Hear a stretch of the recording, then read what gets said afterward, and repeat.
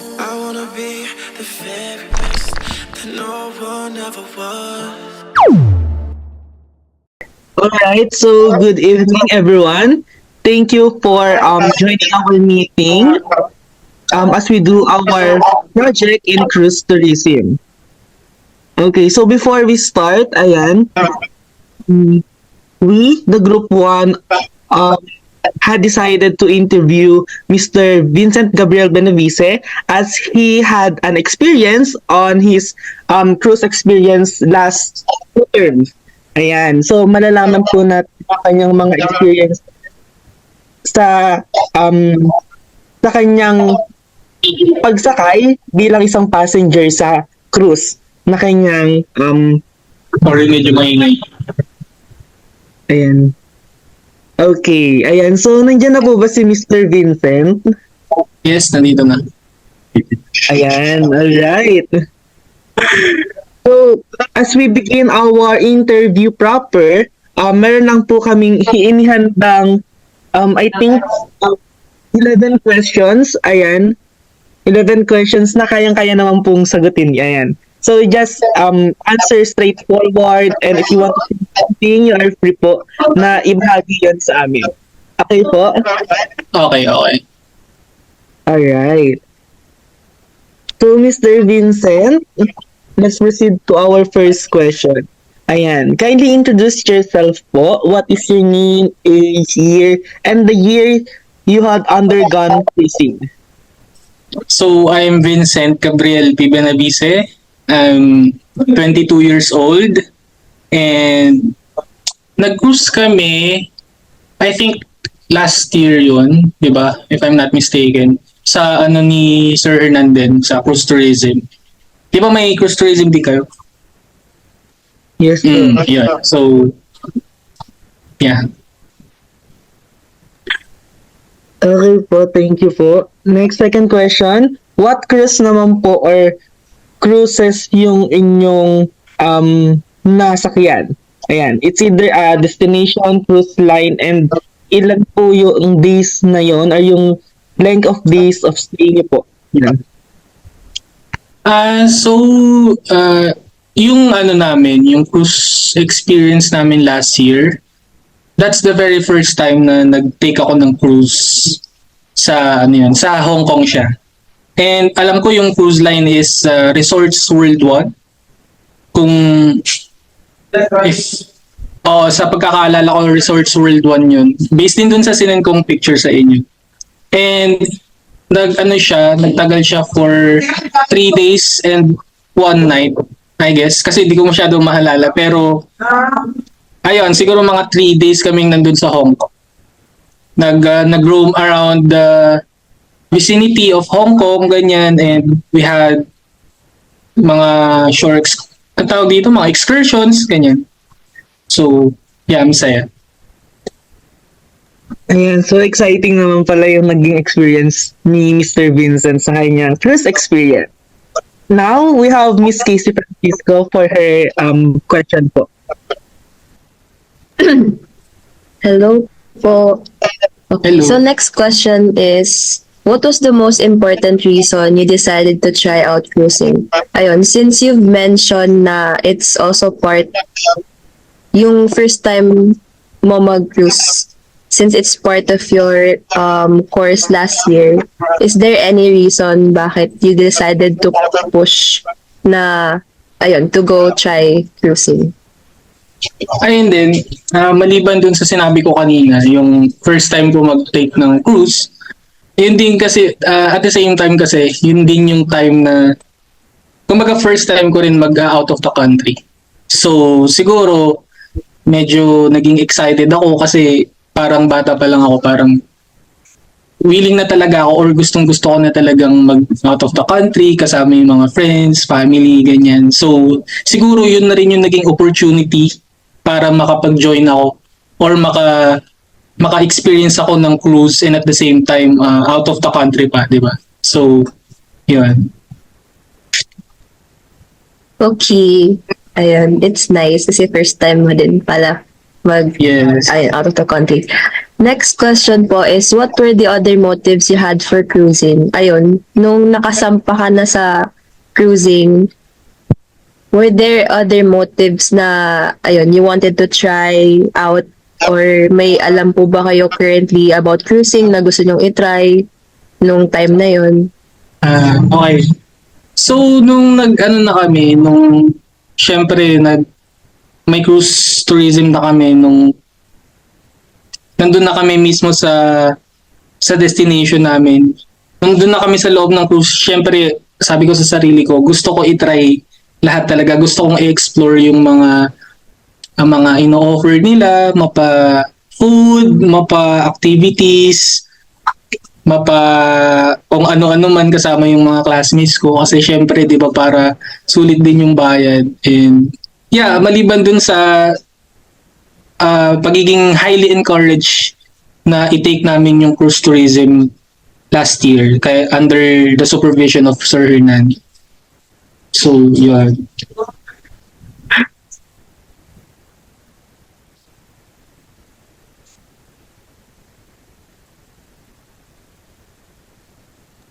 Sir Vincent, were you reluctant or hesitant in any way about taking a cruise? And Okay, sige. sorry, if yes, ano yung naging cause ng reluctance? Yeah. Actually, nung una talaga, hesitant talaga ako. Talagang pinag-iisipan ko if talagang eto na ba yung time para mag-take ako ng cruise, or siguro iniisip ko baka pwede ko naman gawin siya in some other time. Pero ayun nga, syempre kabado and at the same time excited, so mixed feelings na talaga. Pero siguro lumamang na lang siguro yung excitement ko. Kaya nag-go na rin ako for this cruise experience kay Sir Hernan. Ayun. To add lang po, dun sa experience mo ba sa cruise, nabago ba nun yung isip mo na kung tutuloy ka ba or hindi na? Since, as I've said earlier, highly encouraged din kami kasi parang iniisip ko, pag naiwan ako, parang parang sinayang ko yung opportunity, and parang iniisip ko, matrabaho ba yung gagawin? Matrabaho pa yung gagawin ko kasi etong cruise experience na to, related din siya, related din siya sa mga activities na pinapagawa ni Sir Hernan. So, syempre, yung mga parts doon na pwede kong ma-absorb or matutunan while in a cruise. Syempre, di ba parang hindi ko yun magagawa if hindi ako sasama sa cruise tourism namin, sa cruise sa cruise trip na yun. So siguro pinagsama-sama ko na lang din lahat ng factors, inisip ko kung talagang makakasama, kung talagang dapat na ako sumama, and yun, fully decided na ako na gusto ko talagang sumama sa cruise trip na yun. Additional lang, Mr. Vincent, aside from the internal factors na na-mention mo, meron bang external factor na ikaw naisip? Like example, pag sumakay ka sa cruise na yun, syempre, may mga typhoons tayo na pwedeng ma-experience. So, yun, hindi ka ba nag-overthink about that? Na maaaring sink yung ship, ganun. Oo, syempre, kasama din yun. Iniisip ko kung magiging safe ba talaga yung cruise trip namin, kasi syempre, may mga unforeseen or unexpected events tayo, like yun nga sa like bagyo or lindol, kung ano man, 'di ba? Syempre, para na rin sa safety ko and para na rin sa safety ng lahat. So, iniisip ko rin 'yun, and yung mga yung mga threats na naririnig ko when taking a cruise. Syempre, natatakot din ako. Pero siguro, ano na lang, that time, nagdasal na lang ako, and pinagdasal ko yung safety ko, safety naming lahat, na sana pag dito sa trip na to is gabayan kami ng Diyos sa mga gagawin namin all throughout those 3 days na nandito kami sa destination na to. So, kung nag-hesitate ba ako because of those reasons? Yes, pero yeah, kumbaga, I went for it. Ganun. So, masaya naman siya. Masayang experience. So thank you for answering that question. Next. So now that you've tried cruising, what's the best thing about it? Meron ka bang naisip or nakita dun sa cruise na pwede mong parang suited sa'yo na position or what?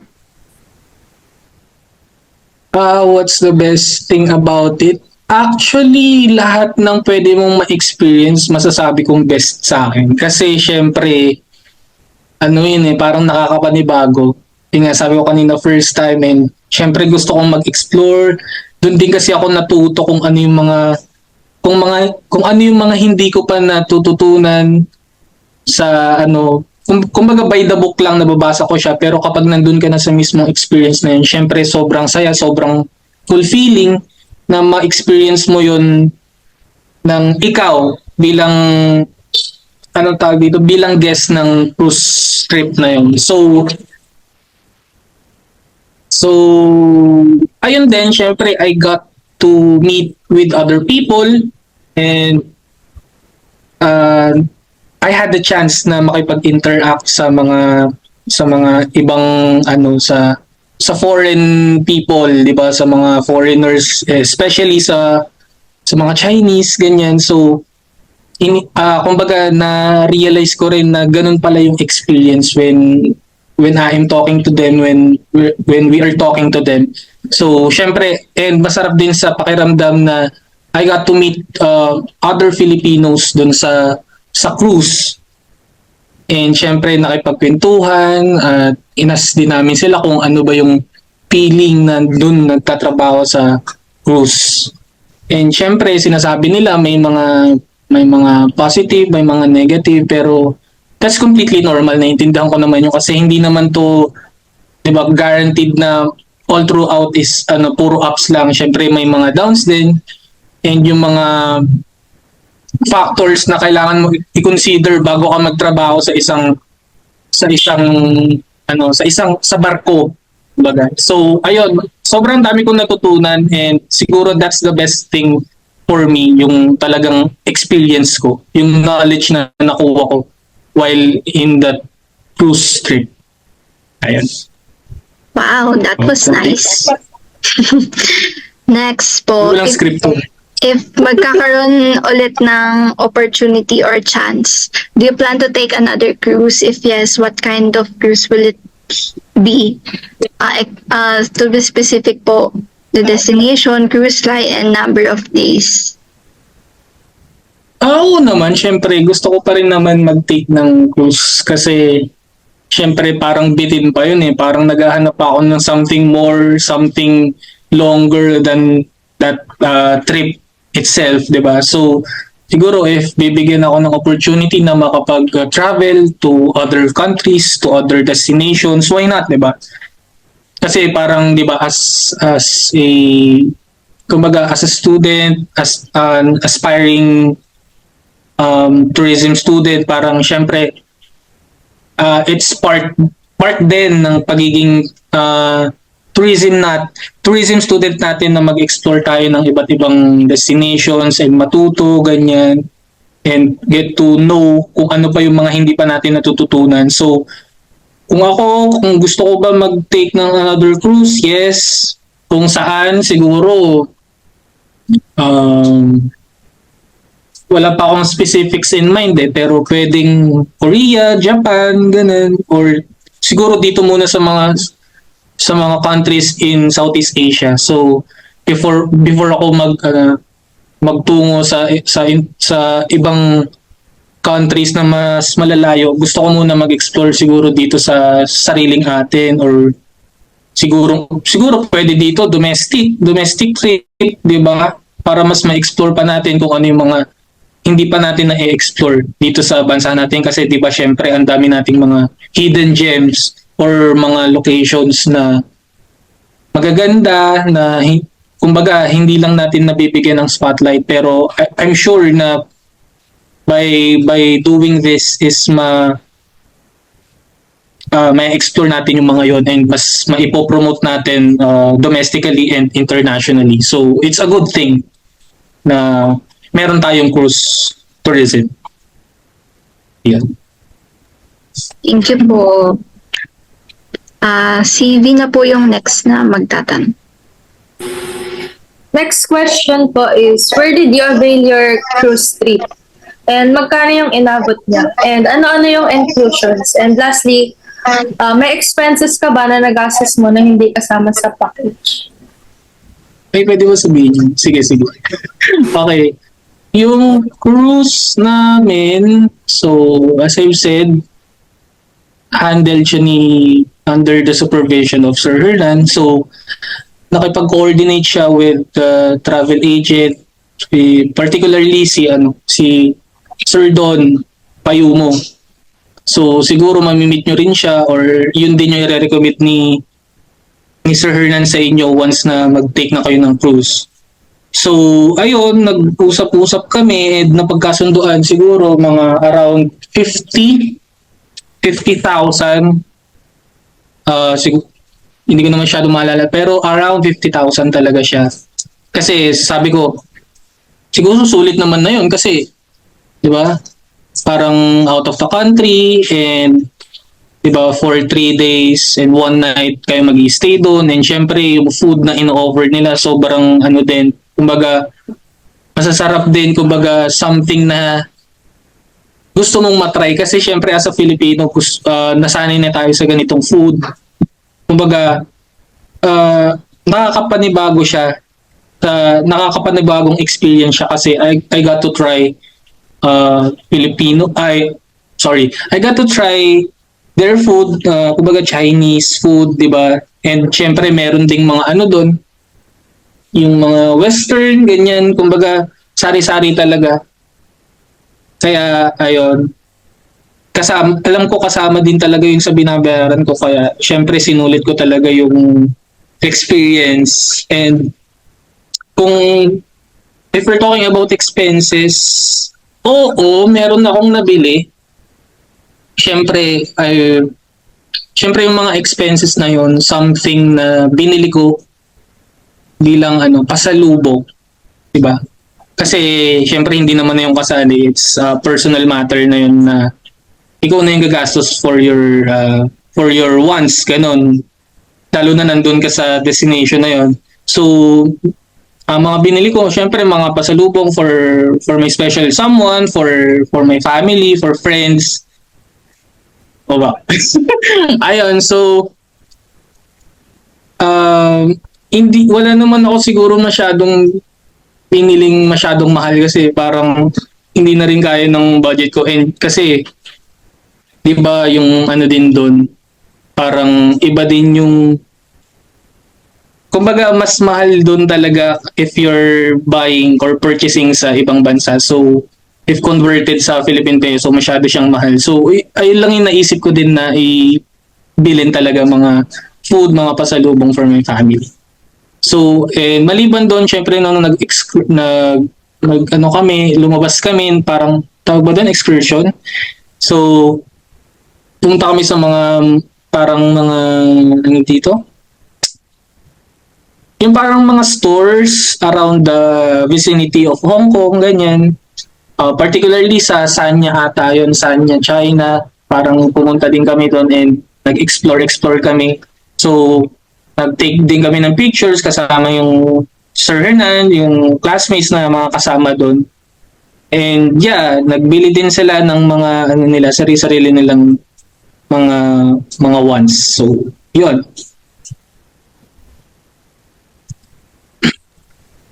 Yeah, next question po is, in your opinion, who are the 3 most important cruise line staff members you came in contact with during your cruise, and why did you choose these 3? Para sa akin, yung mga staff members na siguro gusto kong bigyan ng appreciation talaga is unang-una yung cabin steward talaga. Kasi, di ba, kumbaga, knowing na you're staying in a cruise, sila din yung, kumbaga, nag-aalaga ng rooms, sila din yung nagpe-prepare, na they always make sure na yung hinihigaan mo is maayos, lahat ng needs mo as a guest, as a passenger is na-fulfill nila, and that's their top priority. So, syempre, gusto ko lang din bigyan sila ng appreciation maliban dun sa mga commonly na binibigyan natin ng appreciation, di ba? So, next is siguro yung captain. Captain kasi, di ba, he or she is in charge dun sa navigation talaga nung barko. So, siya din yung responsible for the overall safety natin. So, siguro, di ba, sa kanya din nanggagaling yung mga critical decisions na dapat gawin natin or when it comes to to things na hindi na natin kayang i-handle. Kumbaga, sila yung nagde-decide for us. Kumbaga, they know kung ano yung best para sa atin, kung ano yung safe na dapat gawin. Di ba? Kumbaga, siya yung ang tawag dito, kumbaga siya talaga yung in charge sa overall safety ng barko. And for the last one is cruise director. Kasi, ang cruise director kasi, syempre, he or she is responsible para sa entertainment ng mga passengers. Mahalagang-mahalaga yan sa atin.